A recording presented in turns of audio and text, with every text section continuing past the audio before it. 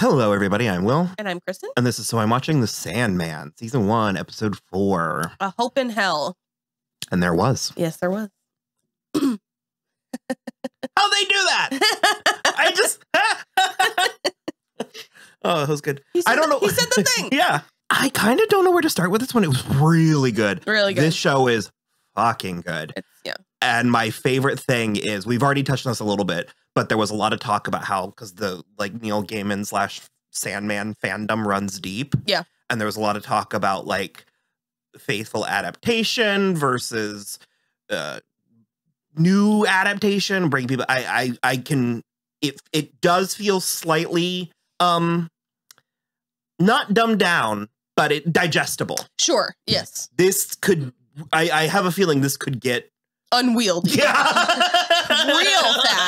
Real fast. And so far, I am having an easy time comprehending. I am not getting caught up in that who's it's, what's it's, the group hopper bullshit. Well, that's also not, I mean, it's not a YA graphic novel. So no, but I mean, they're throwing a lot of words at us, they're demon squaddle bloat or something. That was a lot. Squatter bloat. Snarl bloat. I don't know. I guess I'll start with, his name is John David Thewlis. So I found this plot fascinating. Yeah. So he was hit accidentally by Rosemary, a.k.a. Well, he was just sort of falling down in the road and she stopped to help him. I don't think she hit him. She bumped in. Yeah. A.k.a. Dr. Sharon. Dr. Sharon from Ted Lasso. Yeah. Very, very dynamic actress. She's great. She did as much in this episode as she did in the entire season of Ted Lasso. And like I said, this is a compliment both ways. This is slightly more of a procedural type show than I thought it was going to be. Yeah. I'm not having any problem with it. I'm loving it. And they are really endearing us to these essentially day players. Yeah. But I fancy myself a bit of a storyteller, and I love to study the art of storytelling. And the second that they introduced us to Rosemary and Susie, I was like, I didn't know or think they were safe, but I was like, Neil Gaiman is such a good writer that he plays with our expectations. Yeah. Because we know John is dangerous. Yes. And there are several realities where he would have hurt one or both of them. But that's also, it is important to note that Susie is a Rottweiler. She's not a golden retriever. She's not like a cutesy, lovable dog. But to give her the name Susie cutesifies her a little bit. Yeah. And she was so cute. No, it was fascinating. The 3D chess I was playing in my mind, trying to figure out how much danger they were actually in. And is what it does, this entire plot line, it deepens and muddies John's character because he's essentially the villain, is from what it seems from a novice on the outside. He seems like he's the bad guy of this TV show, but he has his own code. He has his own moral compass. Sure. And, which he explains pretty deftly in this episode. And just the tension, the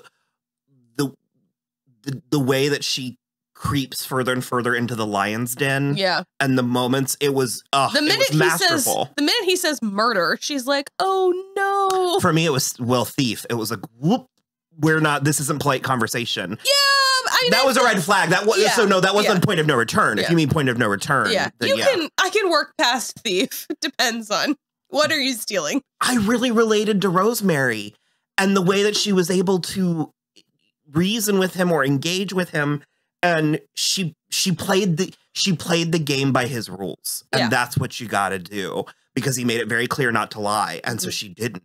And the way that she was able, where he was like, people are motivated by selfishness, and she was like, let me take in the entire situation. I think, because I'm feeling fear. Let me assess. And I really, really she was like. Pretty level-headed, pretty calm under fire. She tried to call 911, and then her phone slipped, and then she was like, "Let's get gas," and then she tried to get the gas station attendant to call 911. And I thought he was going to be terrible, and for his very minimal screen time, he managed to be not terrible. Yeah. But he also wasn't exactly helpful. He wasn't exactly right. And that's fascinating, especially in genre storytelling and fantasy storytelling. I love sort of, I mean, I don't because it terrifies me personally, but I love when you're dealing with characters who don't know that they're in genre. Yes. Who don't know they're dealing with supernatural elements. Yeah. And so 100%. that was all very interesting. If they want to make this genuinely compelling and interesting, we need on some level to get John. Yeah. And I think by her actually helping him, and then on top of it, because part of me was like when he got out of the car, I was like, stay there. Yeah. Stay there. I don't know why. Just do it, you know? And the fact that she even offered up her own life, she was like, just don't hurt Susie. And again, it's like, because animals are very like lovable sidekick pet trope creatures are clearly on the chopping block on this show. But they have to keep it. Yeah. Well, I was actually almost afraid that Susie was going to attack him and explode. And I'm glad that didn't happen. Yeah, I didn't think so. I think that would be too much. Like I said, agree. Neil Gaiman has to give us something to. And also, because again, one of my least favorite tropes is, and that doesn't mean you can't use it, it's just one of my least favorite tropes, is no good deed goes unpunished, which is, boy, this was a crucible of a good deed. I was really worried about that, where I was like, man, she's helping him and it's just going to be for nothing. And then it actually ends So it ends with him giving her the protection thingy. Yeah. That makes me feel like we'll see her again. Maybe. I don't know. Maybe. I'm so curious. Although I do find the notion that there's just a mortal and good woman out there with this like who is talisman. Now effectively immortal. How Neil and production at all manages to create such a mythos, such a, like, we could revisit so many of these things, and also if we never saw any of these characters again, I wouldn't be surprised. Like, it's fascinating. This is wrinkling my brain. I agree. Very great depiction of hell. Mm-hmm. I love. It's, again, one of my favorite things in storytelling, fantasy, yada, yada, where it was a very have your cake and eat it too, where it looked and felt like traditional depictions of hell, but also had its own unique flourishes, like being cold. Yeah. Which Matthew the Raven was not into it. I've come around. I mean, I was never against it, but I finally did sort of lose Patton. Sure. A little, into the character. I mean, it's a very Patton-ish character too, so it works. We had a woman imprisoned, Nada, and she thought Morpheus was someone named Kai Cole. Yeah. And he said that she was a tribal leader of like the first people and that she had betrayed him. Yeah, I'm not entirely sure about that. I think the way that I interpreted it was kind of in the American Gods way, where like that other man that she saw was like their version of Sandman. Okay. It is absolutely a scene that happened, so it felt noteworthy. Yeah. In that, I don't know if we'll again see them again, but it was interesting. And it seems that he sent her to hell, essentially. And he didn't clarify anything, but there was a notion that anything and everything exists in this reality. So like this version of hell, like some people would go there. Because Matthew even said, well, is it only if you believe in it? And again, he didn't really answer. He didn't totally clarify. But it was very... Instead, he answered a question with a question, said, did you believe in hell? He's like, yeah, but I didn't. That's when he said, I didn't think it would be cold. So the castle was spectacular. So good. And Lucifer was beautifully played by Gwendoline Christie. If anyone was made to play these weird characters. Oh, yeah. And she's got her fingers in all the pots. Yeah. Game of Thrones, Hunger Games, Star Wars. Yeah. Like, and it's particularly her voice. She's got such a good voice as Lucifer. Yeah. I was really impressed. And again, I like that there was elements of beauty, that like jade marble. Yeah. And you said it went up and then into the like actual ceiling of it looked like the Giant's Causeway in Ireland. It's Northern Ireland. It's very cool. It's like a natural rock formation and it's on that side and it's on the Scotland side, I think. And it's so bonkers. Who was her sidekick? Mazikeen. What is her significance? Just she's a demon. She's like a warrior. It's the main one. It's fine. Keep going. Okay. Are they gonna? So Mazikeen is a warrior, a demon warrior. She's like Lucifer's right hand, and the only reason I know that is from the show Lucifer. Mm-hmm. Who plays her on the Lucifer show? Oh God, I don't remember her name. I know? She's amazing though. She's so good. She was giving me. I'm sure that there's that this is rooted in something, but I know the Norse goddess Hel is half dead, half alive, and then I think there's an Egyptian one where it's like top and bottom. For some reason, I'm remembering that it was like in battle that it happened, and also on the show Lucifer, she like can obviously cover it up and hide it. Another thing that they've hit, but they didn't put a shiny button on, but I find it fascinating and I really appreciate it as someone who enjoys mythology, is that you have to know the demon's name in order to summon them, invoke or deal with them. Yeah. And I like how it's been this sort of plot, and it's just so big. I love everything. And I thought their duel was really great. That was so incredible.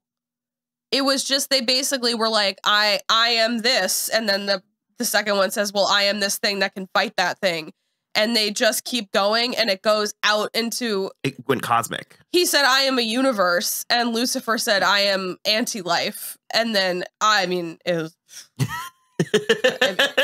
incredible. I can't say enough good things. It's like, I also like, I'm having such a hard time because like, normally when we talk about things, there is an element of being like, this thing is stupid and parts of it are bad. And so we can laugh at it. And I don't have anything to laugh at. And so I'm having a really hard time. And I'm just like, sort of thrive in like the campy middle ground.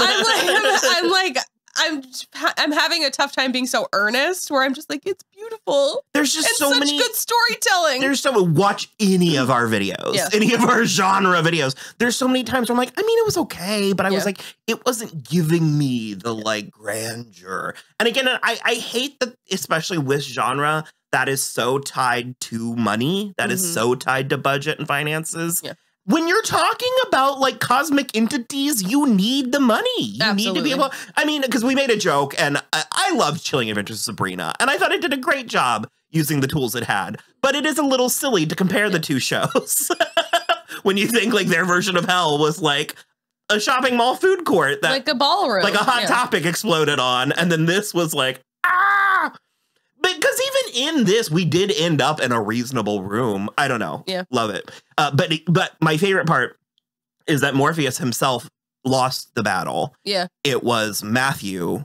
So it was I mean, he's no longer human, but like a human spirit. It's the thing you always run into when you're dealing with gods and monsters and mortals and stuff like that. They forget how to be human. It even calls back to episode 3 where like he just was going to leave Rachel until Joanna was like, you have to do something. Like, how can you claim to be this thing and you're not even going to help? You're not even going to do something that could give someone peace. Like, you can't act that way. And it's like not until they're confronted with themselves that they kind of recognize. Which is sort of my worldview if we're talking about gods, is I'm like, it's not so much that I think they're cruel. I think that they're just sort of above it, beyond. Like they just don't even they don't get it. Yeah. They don't even think about it sometimes. Yeah. And so, but no, so I love that Matthew was the one who sort of had to remind him that he could play the hope card because Lucifer was smug.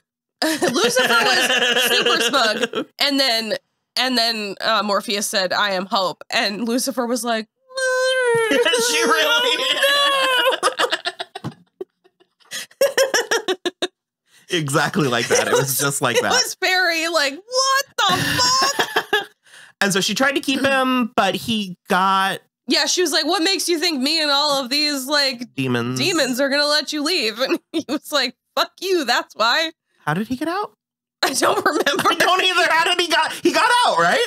I can't remember. Yeah, well, he has the sand and the helm now, so he's like 2/3 of the way there. Maybe it was just like he had enough power now. I honest to God don't remember. We just watched it. Well, we were so worried about Susie and Rosemary. Yeah, I was like really stressed the whole time about Susie and Rosemary. He called her bluff in some way. Yeah. And it was very sort of like, I'll get you one of these days, Inspector Gadget. Yeah. And your little crow, too. Yeah. or ravens. So I don't fully remember, but they got out. Nice pull with the Inspector Gadget. Good. A little bit. Sometimes it helps us to take time off. Yeah. And I was also a little bit preoccupied because of just like general. I'm a bit of a jack of all trades, master of none. So like I know a little bit about a lot of things. Yeah. And I knew Sandman had an issue with a diner that is apparently Nanners. Yeah. And I think it's the next episode because there was a billboard for a diner. So part of me was sort of like, so I was worried about that. But apparently I'll get to watch it by myself tonight. So have fun. So yeah, he got out. If we remember, we'll cover it. If it's important, we'll cover it in the next episode. Yeah. Well, he found his ruby. Once he put the helm on, he found the ruby and he went to it and he grabbed it, but John had already like magicked it. Yeah, magicked it. So it only responds to him. And so it knocked out Matthew the Raven and Morpheus. And that was when John like showed up and just like grabbed it off the ground. He didn't do anything. I don't think he even saw Morpheus and Matthew, but yeah, he took it. He was like, I have my ruby now. You can have the protection amulet to Rosemary. And then that was it. So, okay. Yeah. Well, we'll be back tomorrow, later today, whenever you're watching this, for episode 5. Bye.